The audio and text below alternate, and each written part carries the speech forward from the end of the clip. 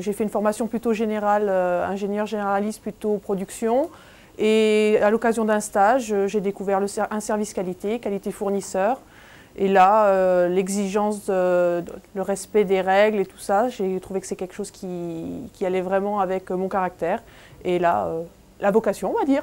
J'ai choisi l'industrie, en fait, parce que c'était pour moi important d'être près de travailler au contact des personnes et au contact de la matière, au contact des pièces, plus que d'être dans un milieu abstrait.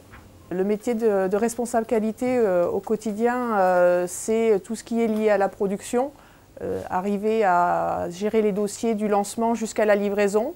Mais après, on a tout aussi une autre facette qui est tournée vers l'amélioration continue. On est en constante recherche d'optimiser nos process de production, mais aussi notre organisation, notre façon de faire, de gérer tout ce qui est l'aspect pièce, mais aussi dossier, et de toujours se tenir à la pointe dans tous les domaines de façon à pouvoir hisser notre entreprise au plus haut niveau. On se tient au courant par un peu de veille, mais aussi grâce à nos clients qui ont souvent des systèmes qui sont des structures qui sont plus touffues que les nôtres et donc ont plus d'informations. Et nous, par le dialogue avec eux, on suit et on essaye toujours d'être dans l'avant-garde.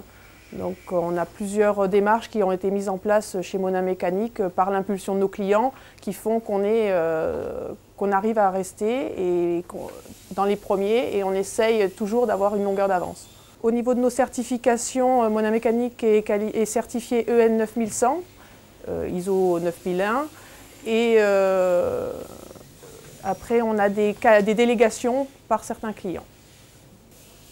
C'est une question difficile de savoir ce que représente l'amélioration dans ma journée parce qu'en fait on en fait des fois sans s'en rendre compte. Dès qu'on est au contact des personnes, on règle un problème et on en profite pour évoquer d'autres points. On essaye toutes les semaines de travailler sur des sujets d'amélioration. Et ça, on est aidé grâce à notre tableau où toutes les semaines on fait un point de l'amélioration.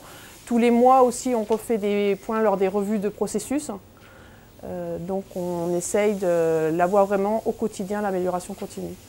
Après, parler d'un temps, c'est difficile. Les principales qualités d'un responsable qualité, la rigueur, l'exigence, aller au fond des choses et vouloir toujours aller plus loin.